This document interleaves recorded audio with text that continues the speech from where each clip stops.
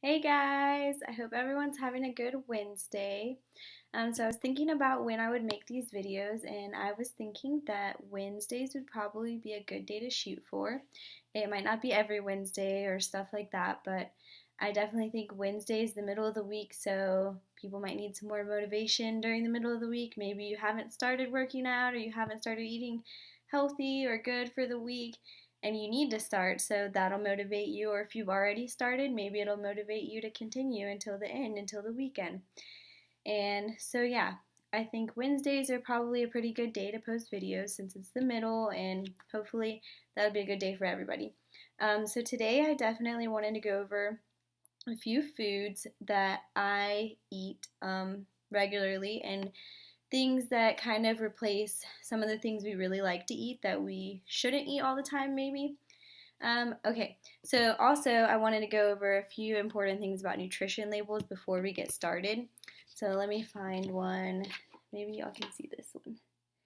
Okay, so there's some really important things to look at about nutrition labels. And I always used to think that like calories was what mattered, and I'd be like, oh, 25 calories is not that bad. But I honestly haven't looked at calories in months because what actually matters are called macros, and it includes like fat, carbs, protein usually. Typically, those three are what you want to look at.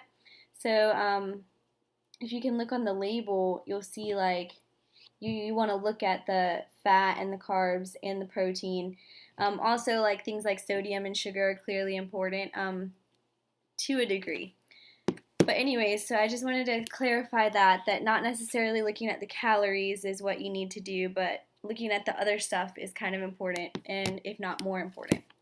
Okay, so the first thing I was showing you was whipped cream because I'm kind of obsessed with it right now. So this is the fat-free one. I actually don't know what like the regular one tastes like, but this is the fat-free one, and I think it tastes really good. So if you make like fruit smoothies or something like that, like or just strawberries with some whipped cream on them, like it's a pretty good snack. And I don't know if you're paying attention, but like it has like nothing in it except like 3 grams of carbs, which is nothing. So that's really good. To go with whipped cream, me and Otmar love ice cream.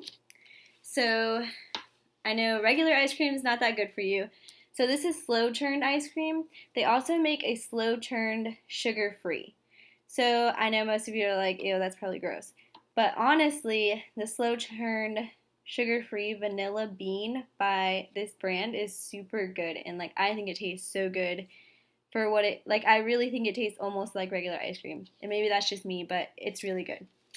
So this one, if you can look at it, it is 3 grams of fat and 15 grams of carbs. And this one has a little more sugar, so it's 12 grams of sugar. So that has a little more sugar than the sugar-free one, clearly. So also I forgot to mention that when you're looking at these nutrition labels, another important thing is to look at serving size because it's okay to have one serving of ice cream, at the end of your day or something. But one serving, not 3 servings. And I actually do measure stuff most of the time. Once you measure something out like numerous times, you get pretty comfortable with it and you can pretty much like guesstimate what it is. But at first it's definitely helpful to like have a scale or something to like measure it out or like use the half cup. But yeah, definitely pay attention to serving size because if you get this slow churned ice cream but eat 5 servings every night, it's not going to be that beneficial. Anyways, so another thing is oatmeal. I love oatmeal for breakfast.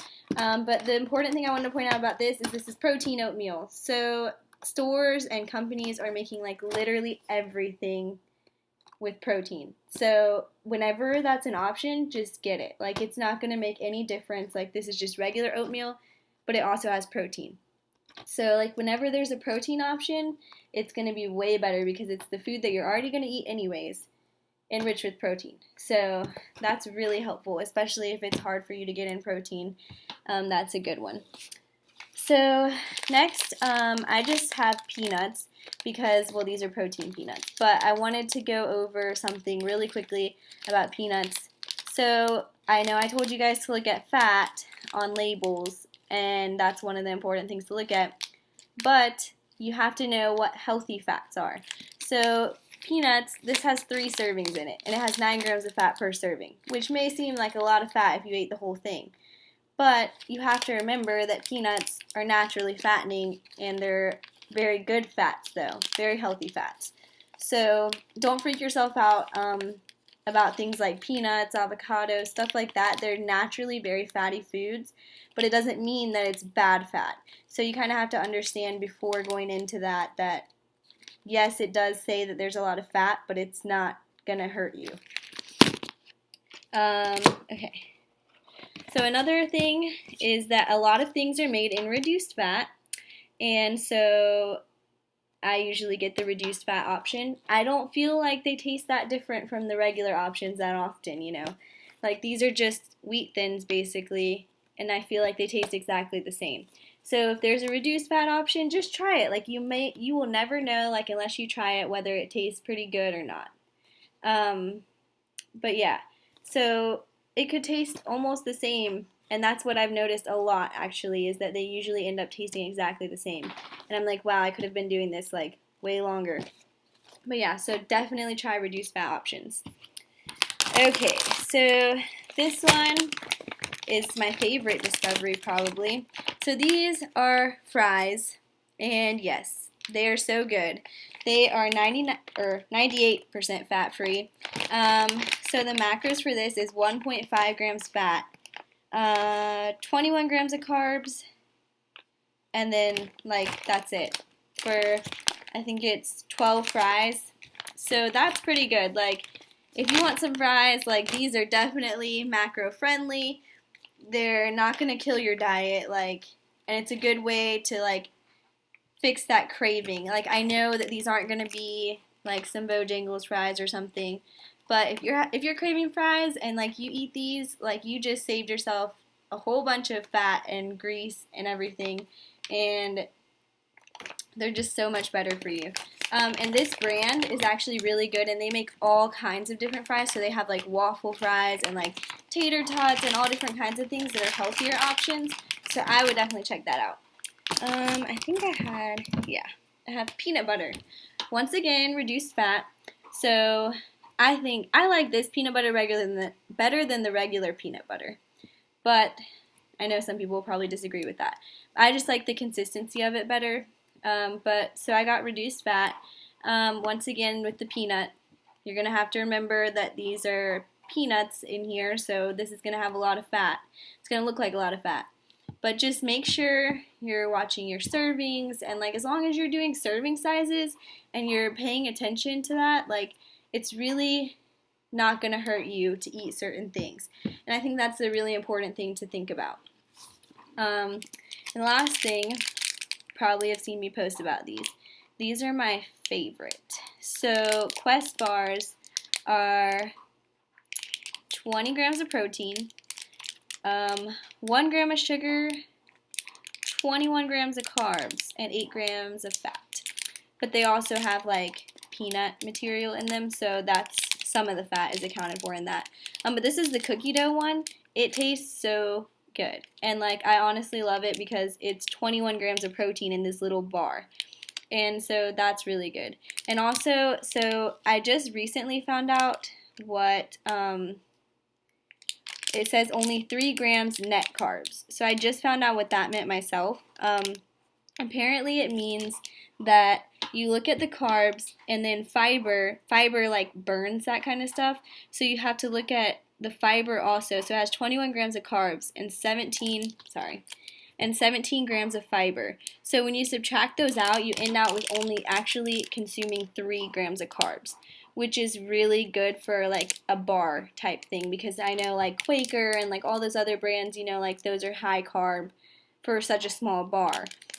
So this is definitely really good, and it'll hold you over for a little while. It depends on the person. Some people might like use it as a meal replacement, but I definitely just use it as like a snack between like breakfast and lunch. But it's up to you. They're at like GNC and Vitamin Shop and places like that. Some gas stations sell them, but it's kind of rare.